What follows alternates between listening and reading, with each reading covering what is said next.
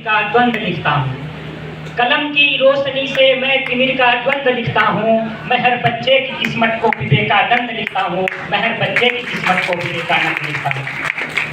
काल के भाल पर कुमकुम उपेरने वाले सिद्ध पुरुष, भारतीय संस्कृति एवं भारतीयता के प्रखर वक्ता, युवाओं के प्रेरणा स्रोत स्वामी विवेकानंद जी को नमन करते हुए रामकृष्ण मिशन सेवाश्रम प्रयागराज के आचार्यगण एवं प्रमुख वक्ताओं के आशीर्वाद से एवं आज की कार्यक्रम के अध्यक्षता कर रहे हमारे गुरुदेव, जिनके ज्ञान की गंगा की कुछ बूंदें चखने का हमें सौभाग्य प्राप्त हुआ है, ऐसे हमारे गुरुवर आदरणीय ऋषिकांत पांडे सर के चरणों में दंडवत प्रणाम करते हुए अपनी बात की शुरुआत करता हूँ। आज का विषय है स्वामी विवेकानंद की दृष्टि में एक आदर्श भारत और स्थान है रामकृष्ण सेवा मिशन सेवाश्रम, जिसकी मूल स्थापना तो स्वामी विवेकानंद जी ने ही की थी। स्वामी जी को पता था कि यदि किसी के भी तत्व को समझना है तो उसके समझने का जो मार्ग है वो किसी आश्रम से होकर ही जाता है। यही भारत का सदा सर्वदा सनातन सत्य रहा है। हम और जगह होते हैं तो हमें बाहर की दृष्टि दिखती है, लेकिन हम यदि किसी आश्रम में होते हैं तो हमें हमारी अंदर की दृष्टि दिखती है, हमें हमारे अंदर की दृष्टि दिखती है। स्वामी जी के सपनों का भारत कैसा रहा होगा? स्वामी जी एक बहुत बड़े स्वप्न दृष्टा थे। अगर ऐसे महापुरुष की दूरदृष्टि का 1% भी मेरी दृष्टि अनुकरण कर सके तो मेरा जीवन सफल होगा, मेरा जीवन सफल होगा।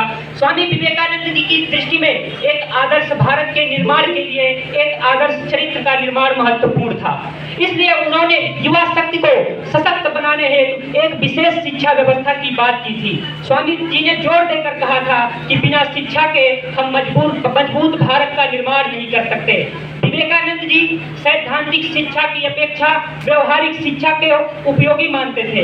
व्यक्ति की शिक्षा ही उसके भविष्य के लिए तैयार करती है, अतः शिक्षा में उन तत्वों का होना बहुत जरूरी है जिससे हमारा भविष्य सुनहरा हो सके और एक अच्छे भविष्य का निर्माण कर सके।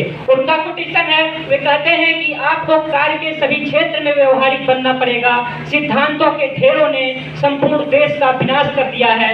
ऐसी शिक्षा जिससे बालक का सर्वांगीण विकास हो सके।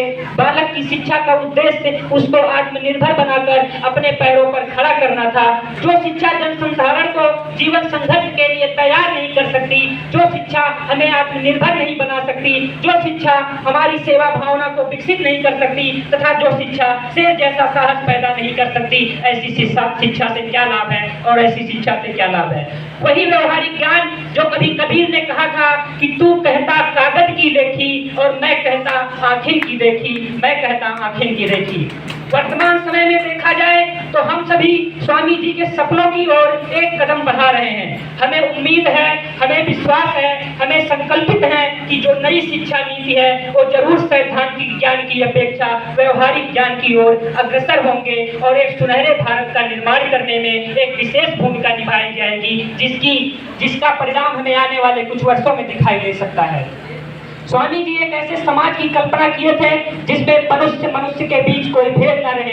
वे वसुधैव कुटुंबकम की भावना में विश्वास रखते थे और ये विचार जब 1893 में विश्व धर्म सभा शिकागो में हुआ, वहाँ पे भारत का प्रतिनिधित्व करते हुए, सनातन का प्रतिनिधित्व करते हुए स्वामी जी ने जब पहली लाइन बोली, अमेरिका वासी मेरे भाइयों और बहनों, ये लाइन ही थी जो दिखाता था कि पूरी दुनिया के लिए अपना अपना होगा, लेकिन भारत के लिए सिर्फ भारत ही नहीं, विश्व के सभी देश, विश्व के सभी जनमानस हमारे परिवार के लोग हैं। और ये विचारधारा अयम निजः परो वेति करना लभचेत साम उदार चरिता नाम तु वसुधैव कुटुंबकम। और शायद हम वर्तमान समय में भी उसी वसुधैव कुटुंबकम की भावना की ओर अग्रसर हैं जो स्वामी जी ने कभी वर्षों पहले सपना देखा था।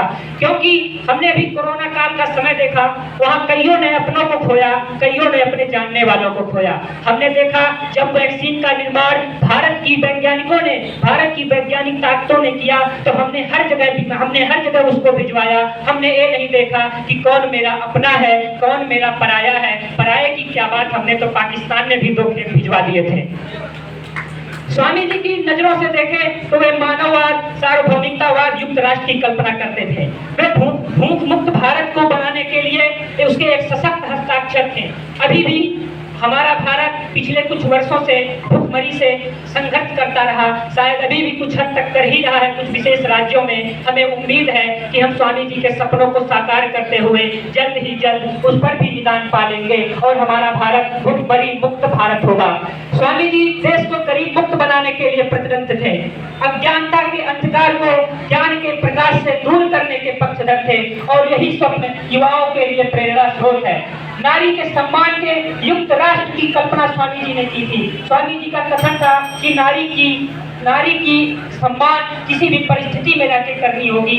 और एक अंतिम उदाहरण के साथ, जब स्वामी जी से किसी नारी ने कहा कि स्वामी जी मैं आपसे विवाह करना चाहती हूँ, स्वामी जी ने कहा आखिर ऐसा क्या है जो आप विवाह करना चाहती हैं? उस नारी ने कहा कि ताकि मुझे आप जैसा पुत्र उत्पन्न हो। तो इस पर स्वामी जी ने कहा हे माता, मैं ही तुम्हारा पुत्र हूँ। इससे बड़ी नारी सम्मान की दास्ता देखने को नहीं मिलेगी। और अंत में 2 लाइनों के साथ स्वामी विवेकानंद जी को याद करते हुए, संत विवेकानंद अमर तुम्हारी पावन वाणी, सदा तुम्हें ही शीश नवाए भारत का हर प्राणी। भारत का हर प्राणी। पुनः आप सभी का धन्यवाद। बहुत बहुत